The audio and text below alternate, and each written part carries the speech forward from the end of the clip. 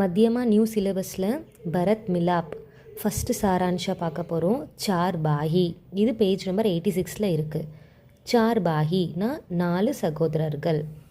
Maharaj Dashrath Ayodhya K ராஜா தே. மகாராஜா தஷ்ரத் வந்து அயோத்தியாவுடைய ராஜா. வே படே உதார் அவுர் பிராப்தி தே. அவர் பெரிய கைண்ட், அப்புறம் ரொம்ப எல்லாருக்கும் பிடிச்சவராக இருப்பார். உன்கே ராஜ்யமே சப் பிரசன்னதே. அவருடைய ராஜ்யத்தில் எல்லாருமே சந்தோஷமாக இருந்தாங்க. உன்கே 3 ராணியான்டி. அவருக்கு 3 ராணிகள் இருந்தாங்க. படி ராணிக்கா நாம் கௌசல்யா தா. பெரிய ராணியோட பேர் கௌசல்யா. மஞ்சளி ராணிக்கா நாம் சுமித்ரா தா. மஞ்சளினா மிடில் ராணியோட பேர் சுமித்ரா. சப்சே சோட்டி ராணிக்கா நாம் கைகேயி தான். எல்லாரை விட சின்ன ராணியோட பேர் கைகேயி. மகாராஜ் தஷ்ரத் கே 4 புத்திரத்தே. மகாராஜ் தஷ்ரத்துக்கு 4 பசங்க இருந்தாங்க. வே ராம், லக்ஷ்மண், சத்ருதன் அவுர் பரத் தே.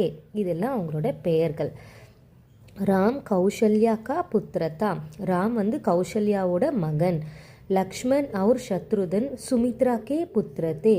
லக்ஷ்மணும் சத்ருதனும் சுமித்ராவோட பசங்க. இங்கே வந்து புத்திரத்தா வருது, ஏன்னா இவர் வந்து சிங்குலர், ஒருத்தர். இங்கே வந்து கே புத்திரத்தேன்னு வருது, 2 பேர். பரத் கைகேயி கா புத்திரத்தா. பரத் வந்து கைகேயியோட பையன். வே சாரோன் பாயி पढ़ने लिखने में और सभी कलाओं में निपुण थे. அந்த 4 அண்ணன் தம்பிங்களும் படிக்கிறதுல, எழுதுறதுல மற்றும் எல்லா கலையிலையும் டேலண்டடாக இருந்தாங்க. நிப்புன்னா டேலண்டட். ராம் சப் பாயியோன்சே படாதான். ராம் வந்து எல்லா தம்பிங்களை விட பெரியவர். வஹ் பஹுத் சுந்தர் தான். அவர் ரொம்ப அழகாக இருப்பார். அவர் சபி பாயியோன்சே பிரேம் கர்த்தா தான். அவர் எல்லா தம்பிக்கிட்டையும் அன்பாக இருப்பார். செகண்ட் எஸ்ஸே, இது பேஜ் நம்பர் 88 இருக்குது. விஸ்வாமித்ர கா யன்ய. விஸ்வாமித்ரரோட தவம். விஸ்வாமித்ர படே தபஸ்வி அவுர் குரோதி தே. விஸ்வாமித்ரர் ஒரு பெரிய முனிவர் மற்றும் கோவக்காரர். சப் லோக் உன்சே டர்தே தே. எல்லா மக்களும் அவரை பார்த்தா ரொம்ப பயப்படுவாங்க. ஏக் தின் வே தஷ்ரத் கே தர்பார் மே ஆயே அவுர் போலே. ஒரு நாள் அவர் வந்து தஷ்ரதரோட தர்பாருக்கு வந்தார். வந்து சொன்னார், மே பஹுத் படா யன்ய கர் ரஹா ஹூ. நான் பெரிய யன்ய ஒன்று பண்ண போகிறேன், யாகம் ஒன்று பண்ண போகிறேன்.